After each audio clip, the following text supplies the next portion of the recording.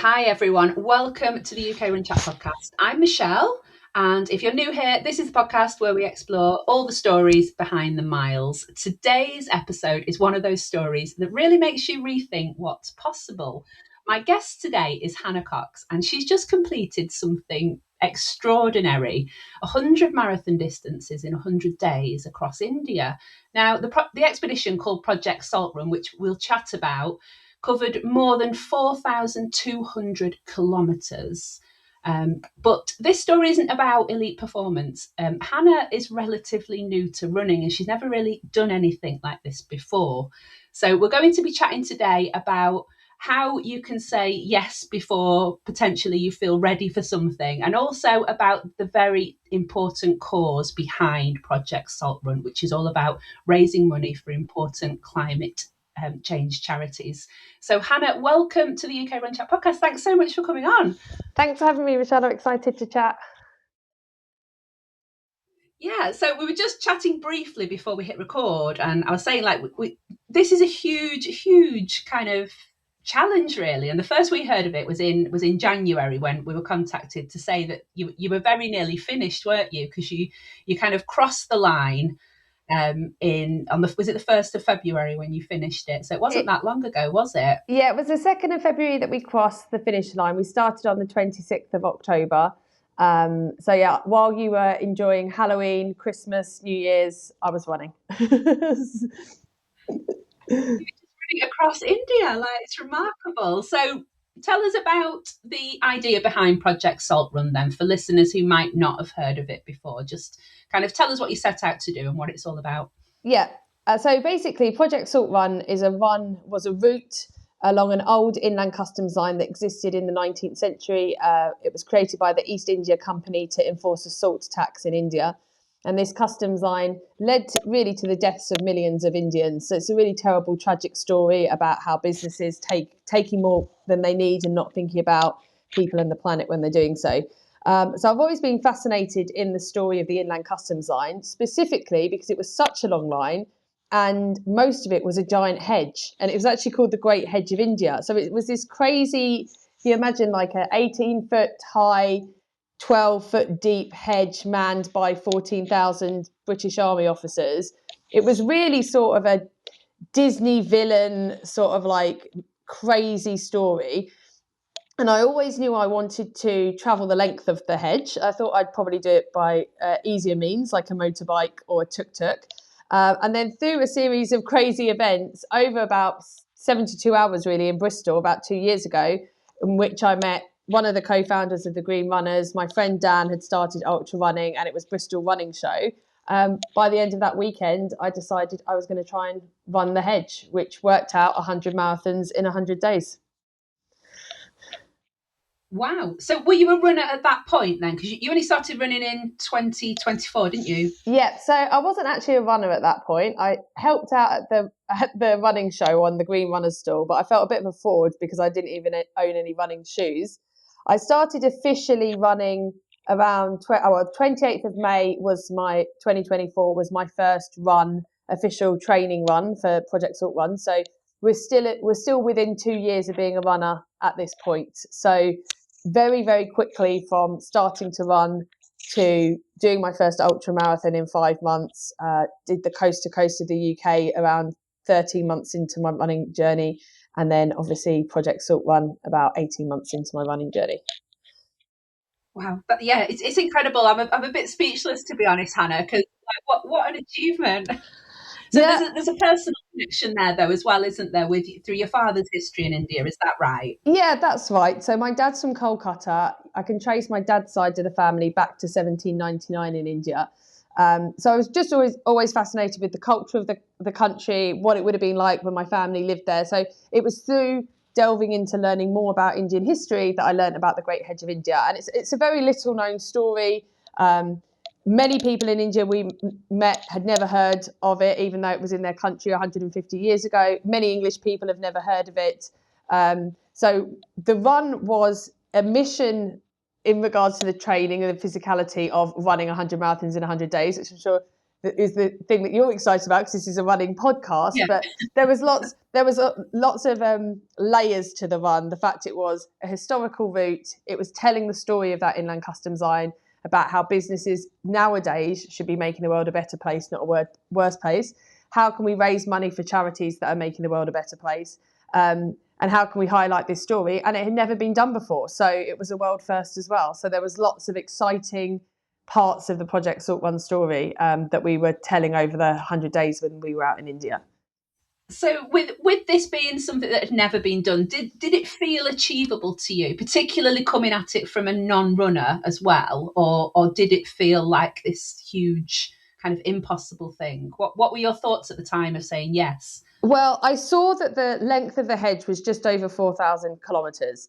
Then I saw that it finished a few hundred kilometres from where my dad was born in Kolkata, and then from there it is about 80 kilometres to the border. So the idea of running 100 marathons in 100 days was really based along, that's actually how long this route could take. And at the time, if I'm honest, it was a bit of a sound bite, sounded good. I even Googled to see if anyone had ever even done it before, because I was like, I don't even know if anyone's even done that.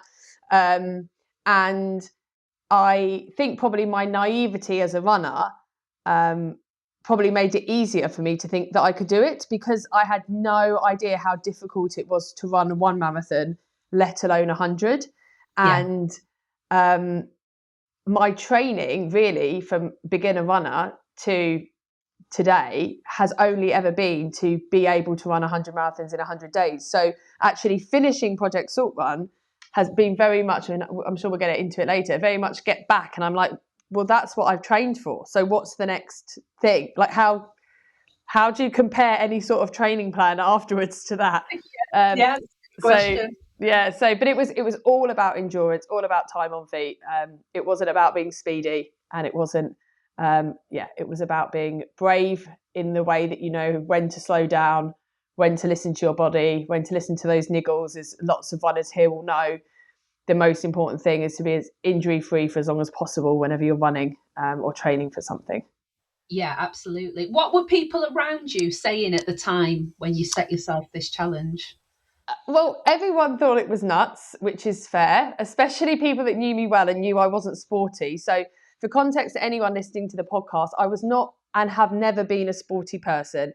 I'd do anything to get up. I think I had my period for like 4 years constantly every week through secondary school. I never wanted, I was always trying to get out of PE at secondary school.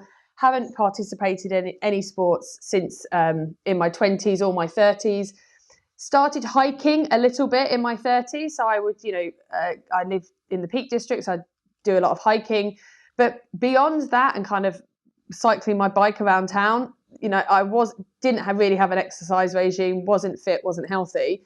However, I did have runner friends, and my runner friends thought it was completely insane, but then they knew how determined I was to make it happen. Yeah. Okay. So how did you start preparing yourself physically then?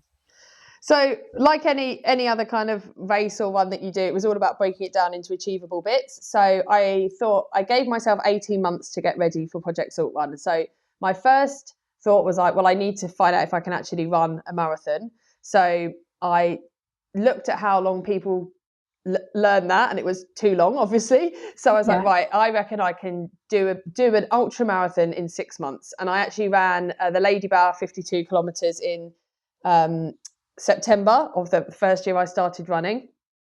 And then it was about how do I incorporate multi-day training and events into my life. And obviously as somebody that has 2 full-time jobs, lives on a boat, it was having to manage everything else outside of that. So I started to look at just multi-day running and also putting endurance in there as well. So we did lots of strength and conditioning, but then the next big challenge I looked at was a year into my running journey. I did three by the sea, I called it, which was three ultras in 3 days along the Pembrokeshire coast. Then in the June, I did the coast to coast, which is 302 kilometres across west to east across the UK. I then did a challenge where I did for 3 weeks, Monday to Friday. I ran 20 kilometres every single day around my work. And I spoke to a lot of ultra runners and listened to a lot of podcasts.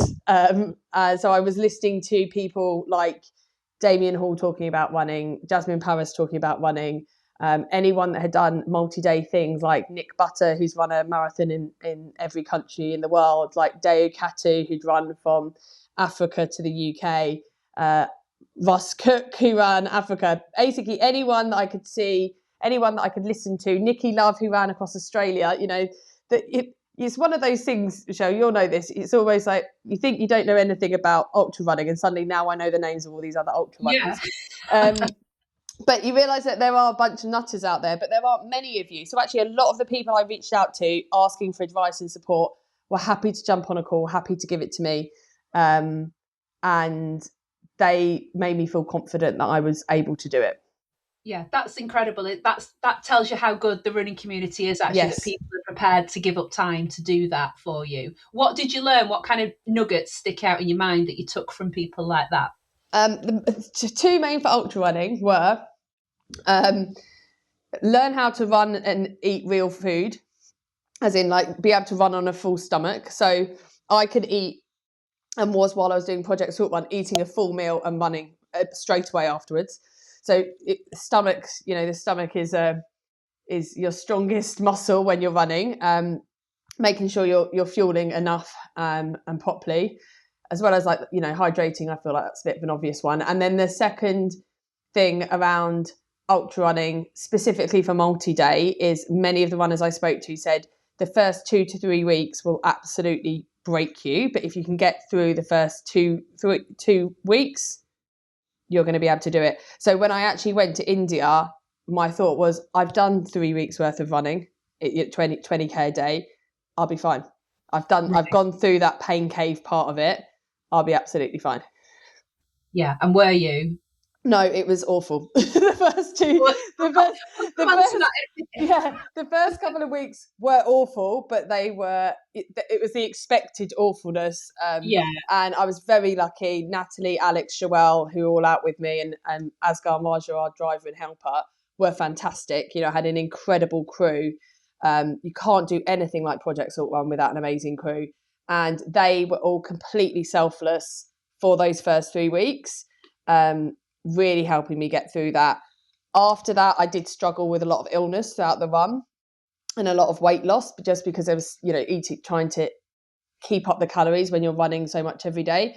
But those are the two things: food, eat enough food, and just realise that there is an end to the pain. Well, yeah, and it does get better after that, I'm guessing. Yeah. I've never done anything like that, but I suppose it gets not easier, but you can kind of cope with it a bit better. Yeah, exactly.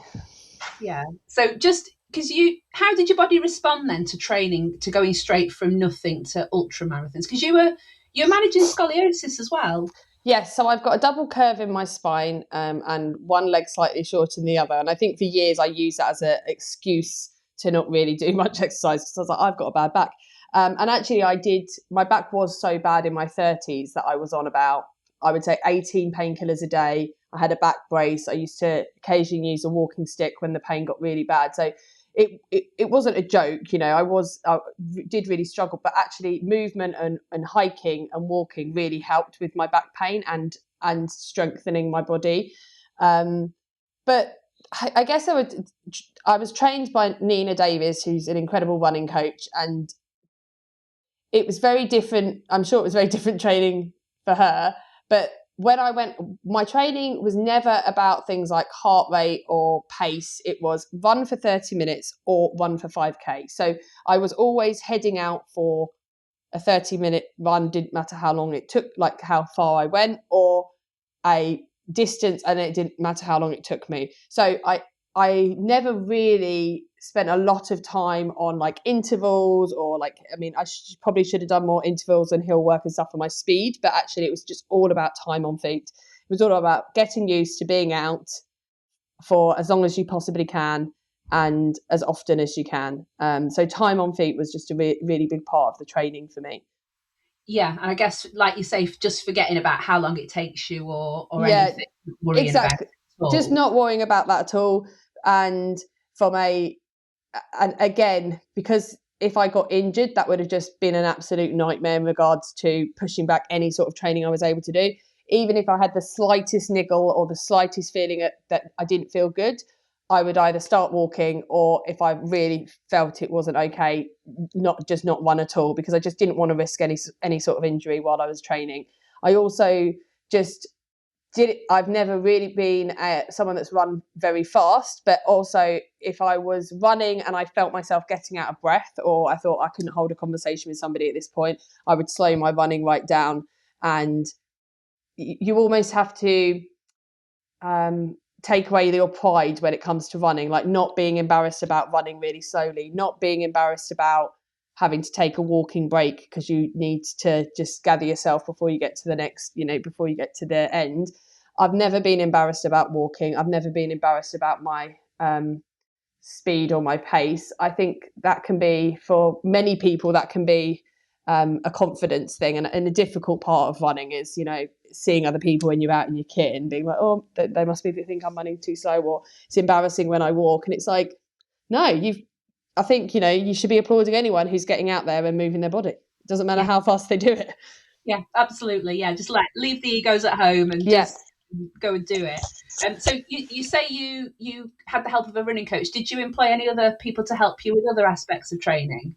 No, so I knew I wanted to really focus on real food when I was running, and I knew that we wouldn't have access to a lot of foods that we have in the UK when we were running. So a focus for me was about what is the type of food that is going to be out in India, and how and can I run on that food.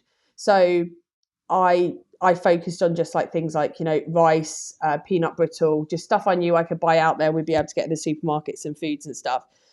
I did get some.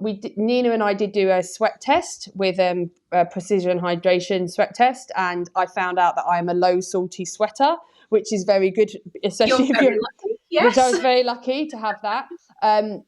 Which meant that once I started to do longer runs, 15, 20K, I was then able to start knowing how to use electrolytes within my running and how many electrolytes I needed.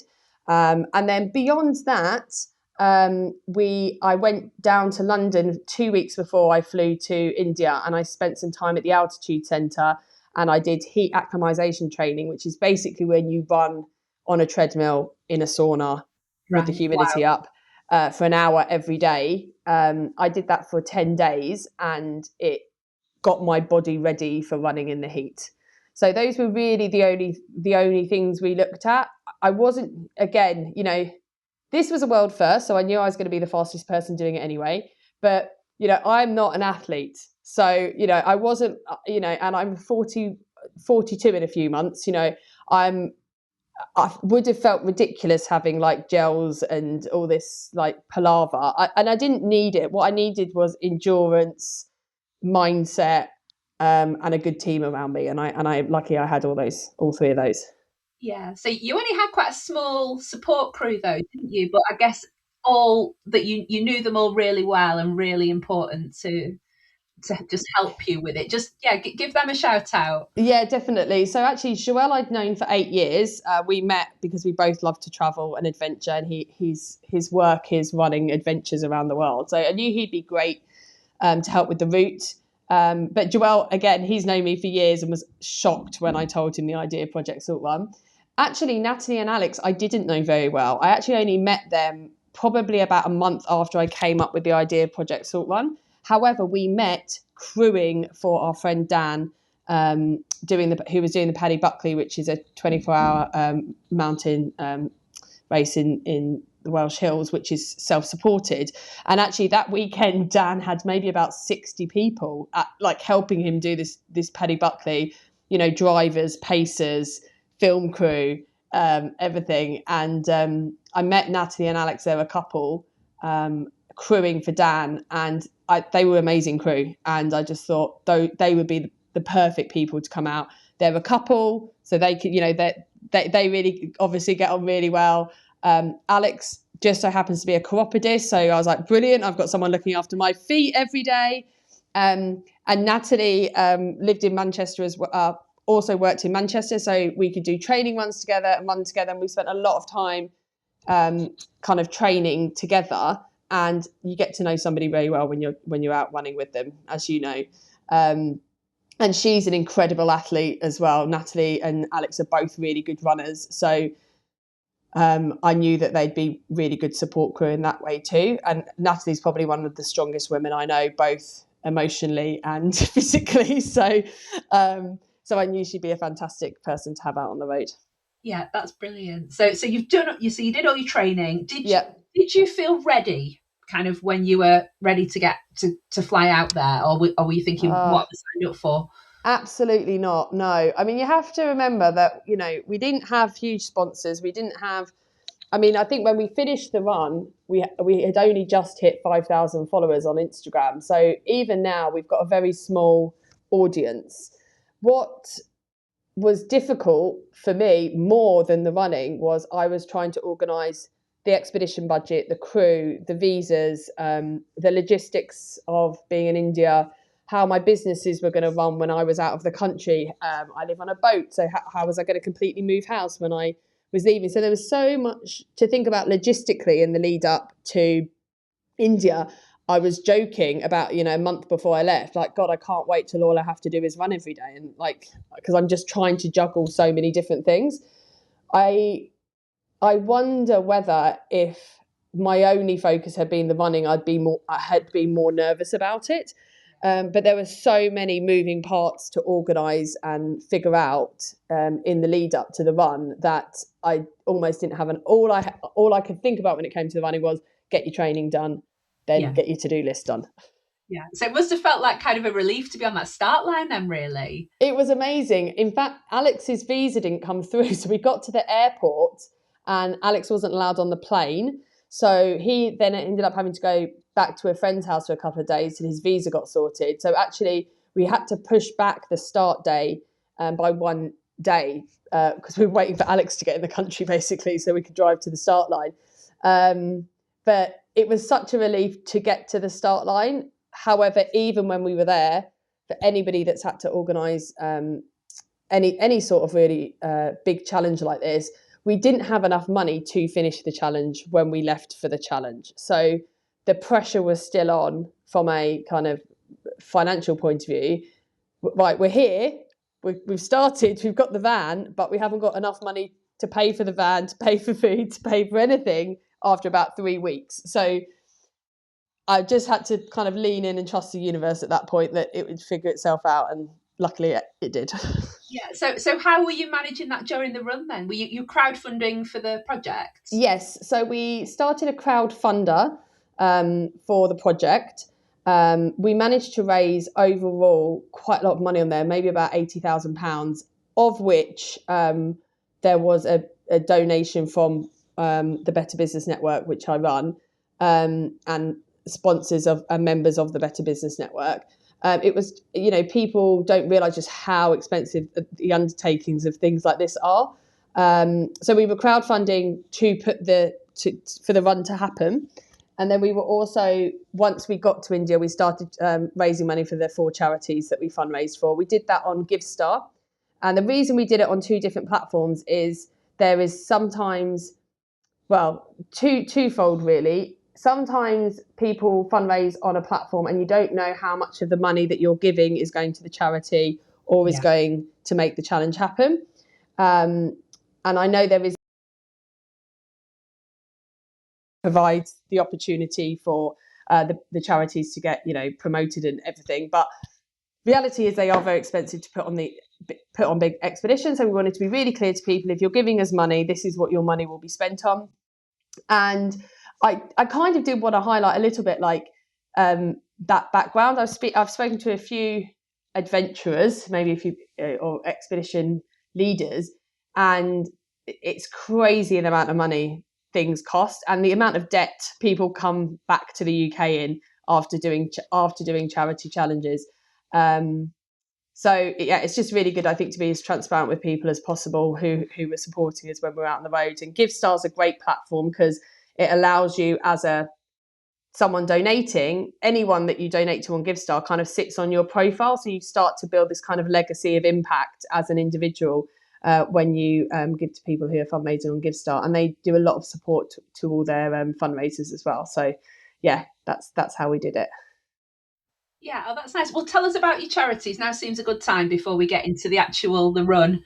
Yes. So I knew I wanted to have a focus on why businesses need to make the world a better place. It's obviously what my work is about. So it's something that I believe in wholeheartedly. So our main aim was how do we do that? How do we signpost businesses to what they can do? So there's an incredible non-profit called 1% for the Planet. It was actually started by Patagonia. And it's all about businesses giving 1% of their revenue to high impact non-profits. So essentially what that means is it's a really clear way for businesses to show the impact that they're having, because it's just they give 1% of their revenue to one of the thousands of vetted charities on the 1% for the Planet platform, directly to those charities. 1% for the Planet don't take any money at all. And then with 1% for the Planet, they basically they check that against the company accounts, and then they license a logo that company can then use. So 1% for the Planet is doing incredible work about kind of moving the money into the right places. And then we wanted to highlight 3 incredible charities that are on their directory, one of which is called Big Change, which is reimagining education for young people. So a social impact charity. One is called Client Earth, which it's a law firm essentially that represents the earth. So, for example, they took the UK government to court for not having a good net zero strategy and won. And they take governments to court, and they take businesses to court, and they represent the planet. So are these the people who, like, because I've been reading about there are rivers that are getting rights now and yes, things. Yeah, okay. So it's all that sort of stuff. They're really cool. So they're called Client Earth. And I just love the way that, like, it's a clever way to use the law and legislation in the same way businesses do it to get away with not paying tax and stuff. And this law firm is doing it to, like, make people take responsibility for what they're doing. And then the last one we fundraised for was Frank Water. Water scarcity and water education is a really big issue in India. There's lots of people out there in India who's still walking 30 kilometres a day to get water. You are incredibly grateful for what you have in your life when I'm running every day, and I'm thinking every day, it wasn't till I hit 30k I thought some people have had to walk this today just to get clean water for their family. We were running daily past water pumps, and seeing people have to walk to get water for their homes and their families. And we also ran through so much agriculture where we were seeing water intensive practices happening, and it's something we don't think about in the UK because we turn on our taps. We don't see it, do we? We just don't think about it at all because we've never had to deal with the issues. So yeah, water education. Frank Water do incredible stuff in India and lots of other countries, but specifically in India. So we wanted to support them too.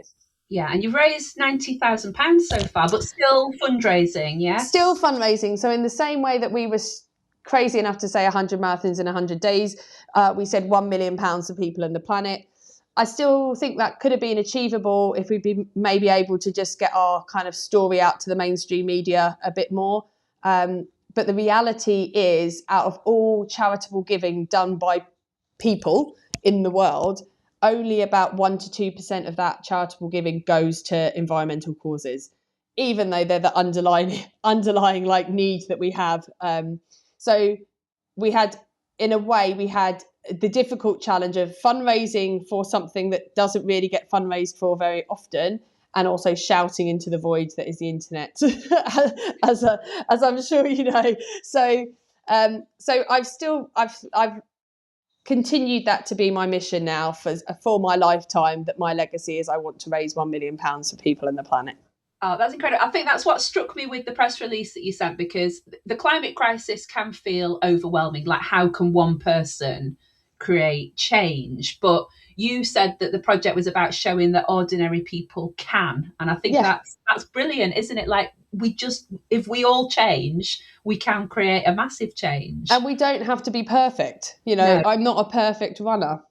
And actually I went out doing Project Salt Run thinking that more businesses would get behind it. businesses would be where we'd get the money from and the support from. But actually, what we found was we were getting a huge amount of support from individuals who just really believed in what we were trying to do. And an example of that is of the 5,000 Instagram followers that we had over 1,000 donations to our Give Star page. People giving, everything from, I think we had a huge donation from XL Coffee of £10,000. But then we had individuals, leaving us £5, £2, whatever they could afford. And it was interesting to see that because people were giving what they could. And that was really powerful to see people that I did not know giving us money. And it's not really ever about how much money you give. It's about, if that's a lot of money to you, that's a lot of money to us. And to see people, putting their hands in their pockets and giving money to charity to a bunch of people that they didn't know, for us was, felt incredible. Yeah, that's amazing, isn't it? Yeah. And that makes the project more meaningful to you as well, doesn't it? That you are impacting those people at that level. Yeah, because it wasn't, it's very easy for, I'm sure it's very easy for some big companies to whack, a big charitable donation. But actually for a lot of individuals, especially in the UK at the moment, that £5 that they're donating, or £10 or £20, it could be the difference of coming out of their food budget this week or something like that. So the generosity level was, I felt, really high. And it proved that lots of people and small actions makes a difference, because that's exactly how Project Salt Run happened. It was lots of people all thinking we could do something together, and we made it happen. So I say it's Project Salt Run because it's not Hannah Cox. It was me, Natalie, Alex, and Joelle, Raja, and Asghar who were on the ground. But then there were hundreds of individuals and businesses that got behind us. And on the grand scale, of the climate crisis and how many people there are in the UK, probably small fry, but that didn't stop every single one of those people stepping up and doing it anyway. And that gives me so much hope for the future and being able to make a difference. Yeah. And we'll pop a fundraising link in the show notes as well if anybody wants to have a look at those charities as well. So take us back to that start line then, Hannah. So you alluded earlier to how difficult those first 3 weeks were. So just try and talk us a little bit through the journey, because it's a huge amount of time to be on your feet 100 days, isn't it? Constantly. Yeah, and it was There were a few things that I had been told was going to happen, and I thought, well, that won't happen to me, and it did. So, for example, I'd seen and I'd watched it, when people post their races on YouTube and stuff, and people like running mad long distances and saying, oh, I'm not hungry, and not eating at the checkpoints, and their support crew being like, you need to have something to eat, and then being like, look, I'm just not hungry. And I remember watching a lot of those before I went away thinking, I'm never going to be a not hungry runner. Like, I'm always going to want to eat. How can they have just run, 50K and say that they don't want anything to eat? So that was a challenge, actually, the pure amount of food I was having to eat every day, because I just wasn't hungry. And actually, I don't even, for example, I don't eat breakfast. Sometimes I won't eat till lunchtime. So to get up, have to have a massive breakfast. I was eating a massive breakfast, 2 meals while I was running. And I say, big mounded plates of pasta, a meal when I finished running, and then an evening meal. So I was eating like five massive meals a day and snacks in between. And that was, food just became so unenjoyable for me. But luckily Joelle cooked and Alex cooked, and they were just trying to mix things up as much as possible just to give, just try and make it an exciting kind of food. But it was, a lot of it just felt like shoveling fuel down. The first couple of weeks, the main issues were, and continue to be throughout the run, was lack of sleep. We were all sharing a van, so it wasn't like, I was quite strict at the beginning. I was like, right, everyone needs to be quiet at 8 o'clock. I'm going to go to bed because I've got to get up early to run.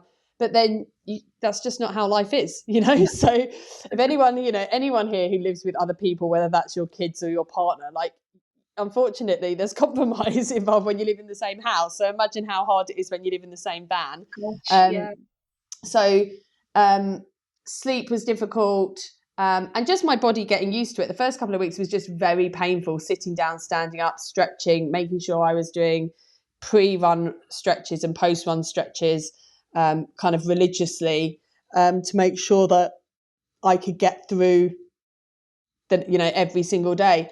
But yeah, the pain for the first couple of weeks, just in kind of like my thighs and my legs, and sitting down and standing up, that was pretty rough until I got through that. And yeah, the food, God, it was so nice to finish running and about 2 or 3 days afterwards just not eat a lot of food, because I was just so sick of eating massive meals. Yeah. Were you having to like plan your calorie intake out, or were you just kind of thinking, I just need to eat at these times during the day? Yeah, so I wasn't thinking about anything like macros, or it was all about just getting in the calories. We were also limited on what we had, because we were cooking on the van. We didn't really have a fridge. We didn't have a freezer. So there was a lot of repetition in the foods. So lots of pasta, roadside vegetables, but that was dependent on what they were selling on the roadside. Towards the end of the trip, we managed to find like cheese, which I hadn't had at the beginning. So it was hard to find like high calorie things to eat apart from peanut butter, and I was just so sick of peanut butter after about 3 weeks. And what was difficult with that was often the high calorie stuff, I'd start to get sick of eating that particular high calorie item. But yeah, in regards to nutrition, I was just trying to eat as much as possible. But I did lose a lot of weight in the first kind of 50 days. But then luckily I was able to maintain that weight for the final 50 days. Yeah. So paint us a picture of a typical day then during the challenge. Like, what time of day are we getting up? Are we getting up early to avoid the heat? Or? Yeah, so we actually started with that concept of getting up really early, avoid the heat. But actually it didn't work because everyone was grumpy getting up early. Because the UK, it was daytime during our nighttime. Natalie and Joelle mainly were having to do a lot of like work in the evenings and social media and things like that. So they were staying up late. And then if me and Alex were getting up really early, no one was really getting the sleep that they needed.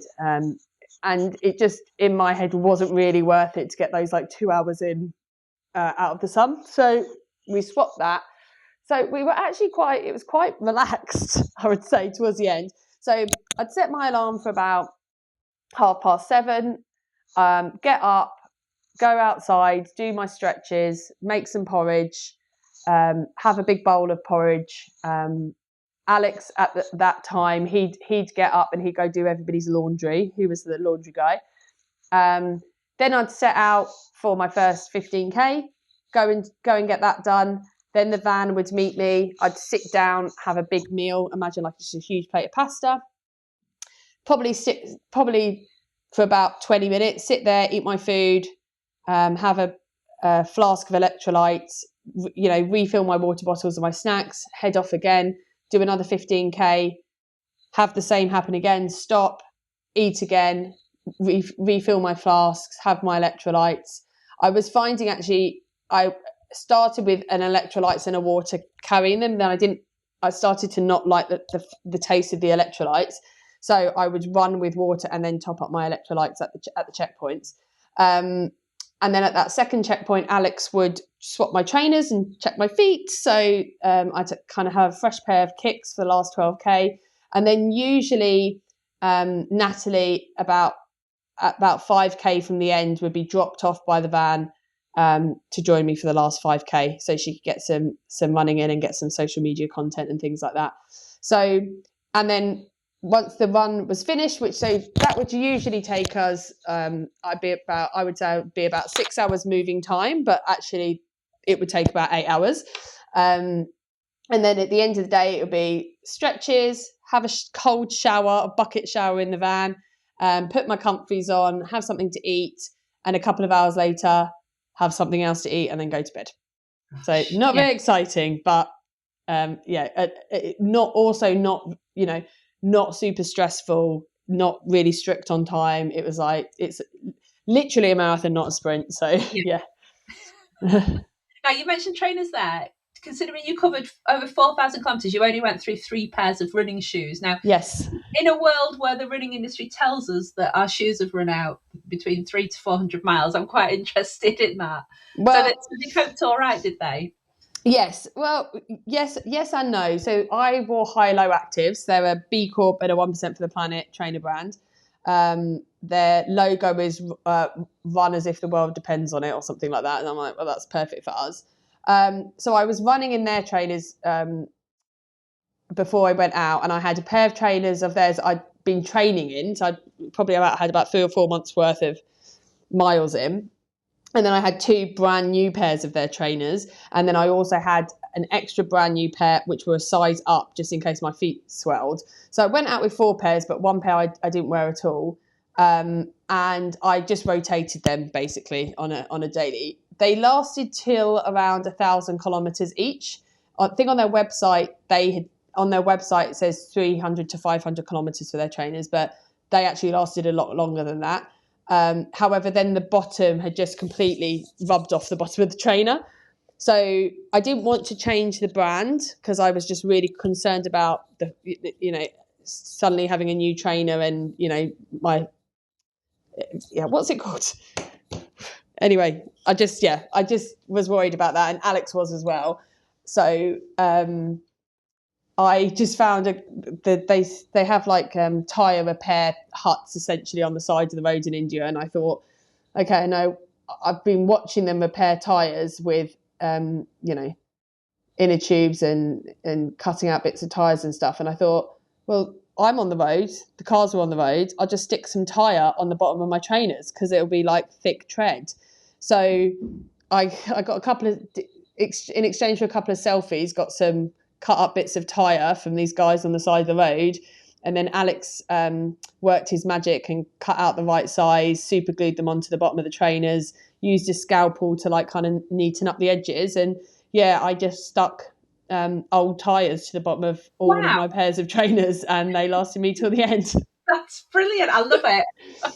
Yeah, I've been sent, because I'm a green runner, the Green Runners team had given me some trainer repair stuff. They've got stuff called pair ups, and I definitely we've got Karen on before with yes, the green so I would definitely recommend, with your trainers, it doesn't matter, you can get a lot more out of them usually, but it was more for like the tops of the trainers. It was nothing for the soles, but the tyres worked. I love that. So innovative. That's brilliant. So there must have been high points and low points. What was your best day out there, would you say? What's your happiest memory? Obviously I had loads of happy memories. I was really lucky to be experiencing something like that with my friends. I would say we had, the hedge doesn't exist anymore. Hedges are man-made. So basically if you don't maintain a hedge, it will disappear. There are bushes, but to actually maintain a hedge, it will disappear. But we were obviously running along the rough path.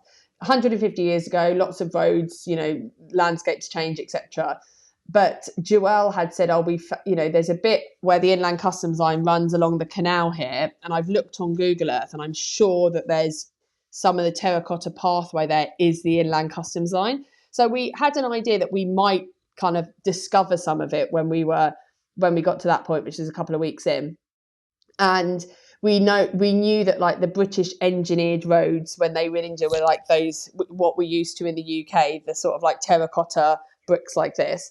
And we got to the canal and we found the inland customs line still there, running along the canal. And then we were running along it, and there was like these old buildings that were clearly like the old custom houses which had gone to ruin. And it honestly I felt like Indiana Jones, or like I just discovered Tutankhamun. It was like I cannot believe this is the inland customs line still existing 150 years ago. If this was in the UK, this would be some sort of like cultural heritage walk or something. But actually, it's just in the middle of nowhere, along a canal, villagers using it, obviously not knowing the cultural significance of it. We tried to talk to a few people. Everyone was like, we don't know what you're talking about.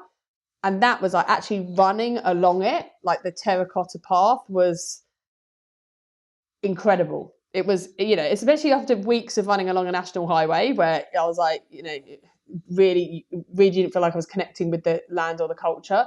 And yeah, I would say that was one of the many, many highlights, was just that moment of discovering the inland customs line in real life.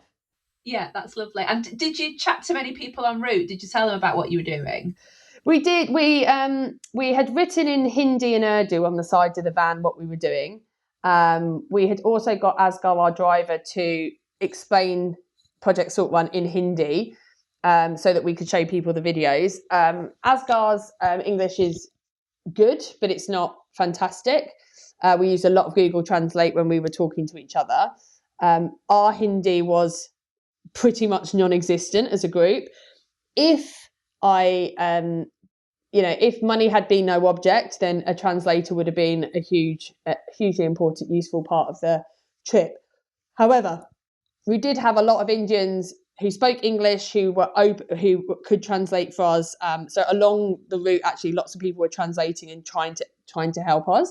But the majority of people we met had never heard of the Inland Customs Line. They do learn about the East India Company in school in India. Obviously, they've learned about the British Empire and Gandhi and the salt tax, which was, 50, 60 years after the Inland Customs Line was there, that Gandhi's salt march was so famous. But yeah, it was interesting that people didn't know about the story, but that's also was part of the story, because it's like how much hidden history there is around us. And if we don't continue to tell the stories of our experiences, then we're never going to be, then the people in the future aren't going to know about that. So we did meet, we went to the village that Roy Moxham, who wrote the book The Great Hedge of India, visited and found a part of the hedge. We visited the same people, found the same parts of the hedge. I've got a piece of the hedge at home. I don't know if I was allowed to take those leaves out of India, but so don't have a go at me. But yes, I have got some leaves that I took with me. People were just India's an incredible country, chaotic, but so generous. And people were just so kind and generous the whole trip. It was amazing.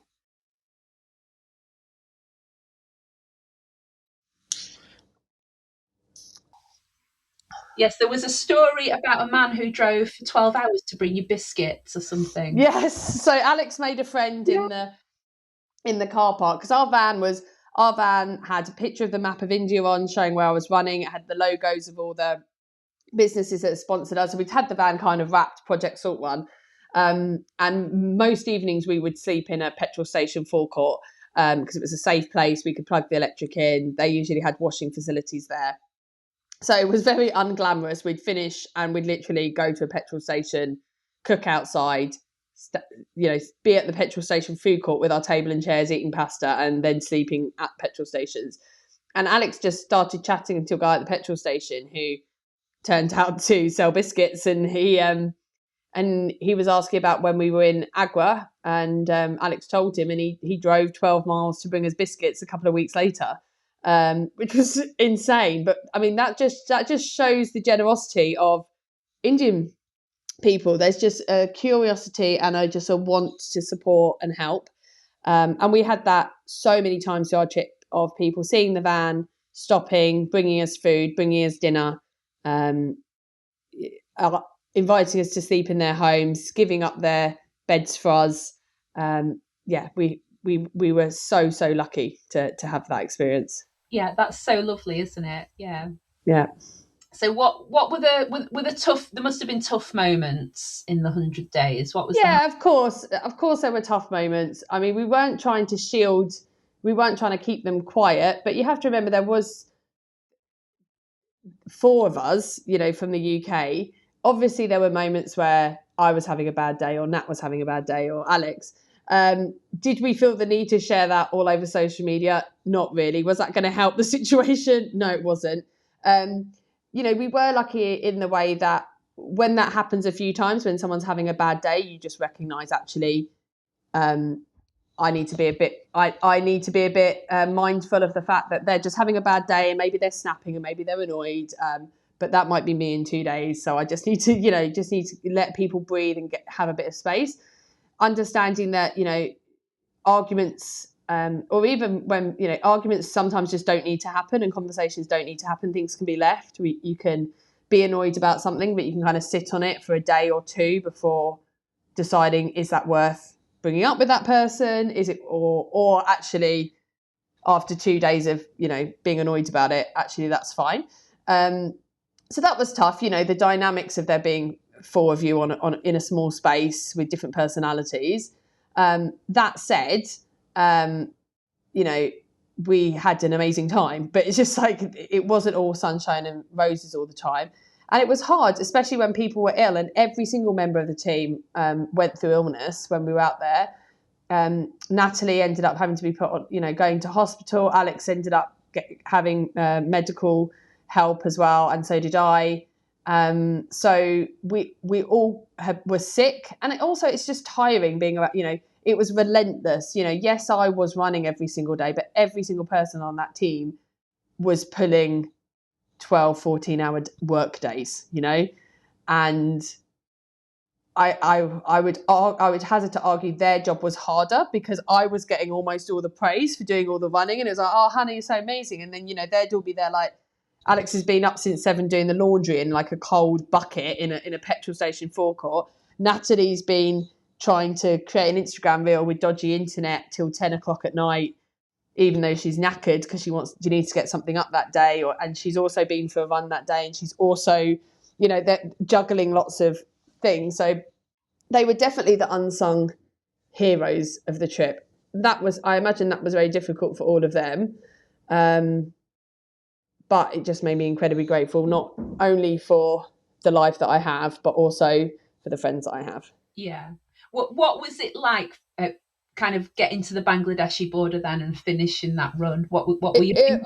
Just absolutely surreal. So I actually had 2 days before, when we'd been running into Kolkata, I stupidly had put Kneecap on my Spotify. And if you know that band, they're like an Irish band who play very fast music, and I had put the music on, and I was like smashing away down this path in Kolkata, and it was it's really busy in Kolkata, so the way to navigate yourself when running through traffic is just keep the same speed so that the cars know what you're doing.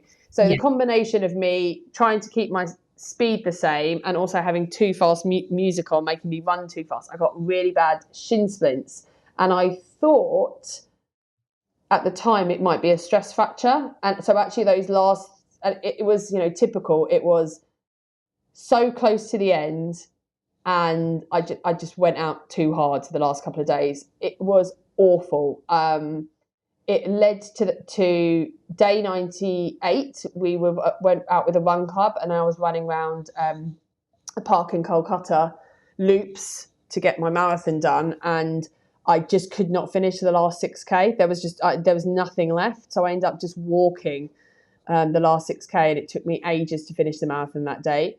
On day 99, me and Alex came out with me, and at that point I actually thought I had a stress fracture in my left leg, and I was crying because I knew I was going to finish, because I was like, it was day 99. I was like, I'm not going to not finish, but I knew it was going to be complete and utter agony to do so. But then I woke up on day 100, and I don't know what the universe helped me with that night, but somehow I went to bed, took a bunch of painkillers, woke up in the morning, felt okay. And then I think just that it was such a blur that last day. It was almost, I can only put it akin to, I've never got married, but I can just imagine it when my friends who've got married tell me about their wedding day. It was that. Yeah. Like, I was elated, I was excited, I didn't want to miss a moment of it, but I didn't know what was going on the whole time. Like, I was like smiling from ear to ear, and it finished so quickly. And by the time we got to the Bangladeshi border, it's almost like I was so high on life, I didn't know what to do with myself. But that's what I imagine getting married feels like. That's sort of like having all your favourite people around you, just having a brilliant day. That was day 100 for me. I absolutely loved it. I'd do it again in a heartbeat. Not the 99 before it. Not the 99 before it, yeah. So what happens after, Hannah? Like, how do you come down from that? Because that's huge. And then suddenly, I mean, you didn't come back straight away to the UK, did you? But kind of, what's life like now for you, and what's next, I guess? Yeah, I mean, it's hard. So we did 100 marathon distance. However, because I had quite a bad bout of illness halfway through the run, it ended up being 75 marathons and 23 ultra marathons. So it was 100 marathon distance, but it was the equivalent of in my head, 98 marathons. So kindly, the London Marathon events have allowed me to do 99 and 100 at Brighton and London this year as a green runner, to promote being a green runner, and also to help continue to fundraise and showcase, one, raising money for Project Salt Run, but also continue the story of, like, you don't have to be good, you just have to go for it. And I'm training for those two races, not for particularly for a time, but I've never actually run a marathon in a race environment where I can't just sit down and eat some food. So I'm actually quite nervous about the fact that, at 15k I haven't got someone sat there with a big plate of gnocchi. So I'm quite nervous about how am I going to actually complete a marathon without without that routine, and with so many people and stuff. So we've got those two coming up. We weren't able to run the Pakistani part of the inland customs line, so that's definitely on the radar for next year. And I've been speaking to somebody else about potentially another exciting running challenge to happen in the next 2 years. But for me now, running is about just the enjoyment of running. I think if Project Salt Run's given me anything, which a lot of people listening to this podcast will love and understand, is running is just something that has just brought so much happiness to my life, because it's just surrounded me with an amazing community and new friends and new confidence that I can do new things. Yeah. Oh, well, thank you, Hannah. It's been an absolute joy talking to you today. I've loved hearing your story. Thank you so much. Where can people find you then? Give all your social media and your websites a shout out. We'll put them on the show notes. Excellent. So Project Salt Run's the one from India, but I've just started my own Instagram account called Better Not Stop, with a little underscore at the end. It's linked to the Project Salt Run Instagram, where I'll be sharing updates of how I'm going to be raising the £1 million for people on the planet. And then I can also be found on LinkedIn, Hannah Cox. Fantastic. Thank you so much for coming onto the podcast and sharing that story. What really stands out to me about Project Salt Run is just the reminder that big change often starts with ordinary people just taking one step. And yeah, well done for all the money you've raised so far for charity. If you'd like to learn more about Project Salt Run or support the campaign, we'll pop all the links in the show notes. And if you enjoyed this episode, please do share it far and wide. You've been listening to the UKRunChat podcast, and I'll see you next time.